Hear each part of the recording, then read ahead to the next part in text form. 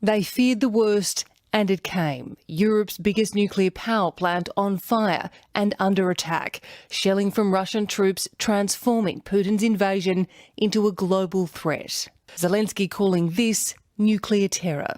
Firefighters also came under attack as they tried to avert a catastrophe. 35 years on, but in this part of the world, Chernobyl still looms large. The Foreign Minister warning this disaster could be 10 times worse. Locals had feared the plant would become a target. Just 2 days ago, they rallied outside in a show of force. Standing firm against stun grenades, they were forced to take cover from heavy artillery. For the moment, a crisis appears to have been averted. The fire at the plant extinguished and radiation levels remain normal.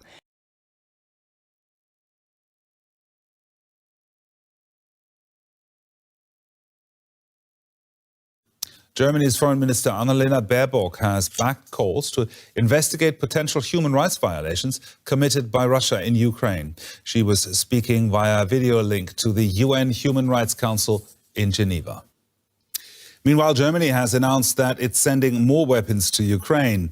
A government source says Berlin has agreed to provide 2,700 anti-aircraft missiles. The weapons are Soviet-designed Strela missiles from the stocks of the former East German armed forces. Germany had already committed to delivering 1,000 anti-tank weapons and 500 surface-to-air missiles. Berlin recently reversed a long-standing policy of not exporting weapons to conflict zones.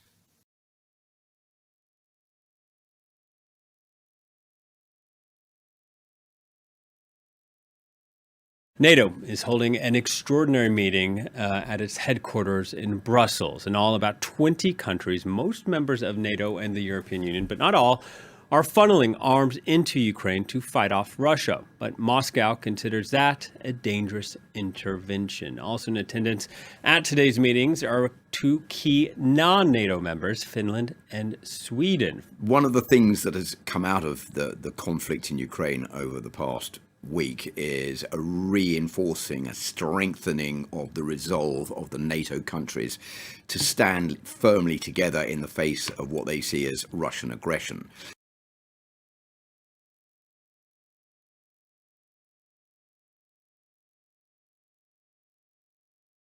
Russian President Vladimir Putin spoke to his French counterpart Emmanuel Macron on Thursday in what is believed to be or to have been a clearly more tense exchange than previous conversations between the two leaders. The 90-minute phone call between the two leaders have failed to yield any diplomatic breakthrough in regards to the ongoing Ukraine crisis. In fact, according to a senior French official, this nearly 2-hour-long phone call with Russian president has left Macron convinced that the worst is yet to come and that Putin is fully determined to seize the whole of Ukraine. This was the third time that Macron and Putin have engaged in a discussion since the start of the Russian invasion. Putin's remarks on the crisis also reflected his sheer determination to continue with the military operations in Ukraine.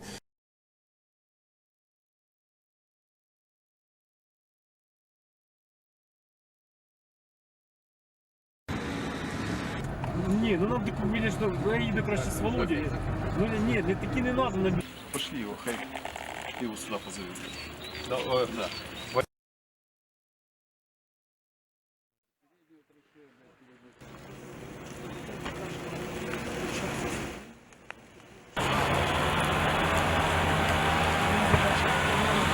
Вы и так, блядь, из-за вас нахуй тут остались. Не ходи ни в каком не расстоянии.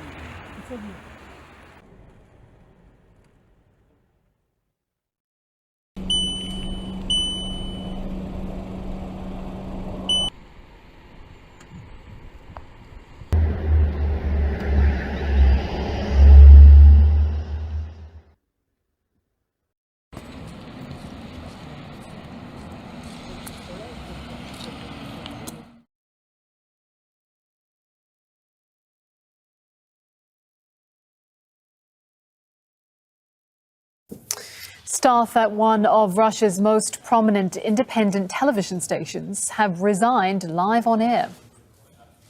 Нет войне. Точно нет войны. No to war was the final statement made on RAIN TV. The channel's suspending operations after being threatened with closure by authorities.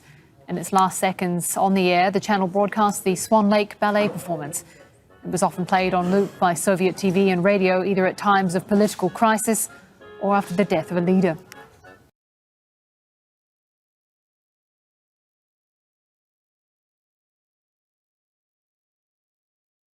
Leaders from the United States, India, Australia and Japan met virtually for an emergency session of the Quad grouping. At the meeting, which was held amid the raging war in Ukraine, the four leaders agreed that similar events should not be allowed to happen in the Indo-Pacific. US has been trying to get India on board in the global condemnation of Russia, but India has chosen to abstain from every vote against Russia at the United Nations. This is while the US, Japan and Australia have been calling for a tough line on Moscow. India has repeatedly urged Russia and Ukraine to cease hostilities. The Indian Prime Minister also rejected the use of Quad for the purpose. Hence, the talks between the Quad leaders, which were held to present a united front on the Ukraine crisis, concluded without any condemnation of Moscow's military assault.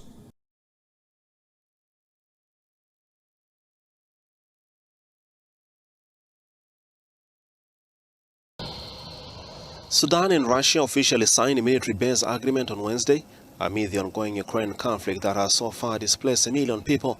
The deputy chairman of Sudan's Sovereignty Council, General Mohammed Hamdan Dagalo Midi, held a press conference at Khartoum airport after his 8-day visit to the Russian capital, Moscow.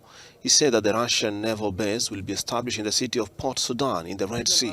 According to Russia Today, Russian President Vladimir Putin approved the establishment of a Russian base in Sudan on November 16, 2020, capable of accommodating ships with nuclear power units. An official Russian newspaper published the text of the agreement between Russia and Sudan on establishing of a supply and maintenance base of the Russian Navy in the Red Sea to support peace and security in the region.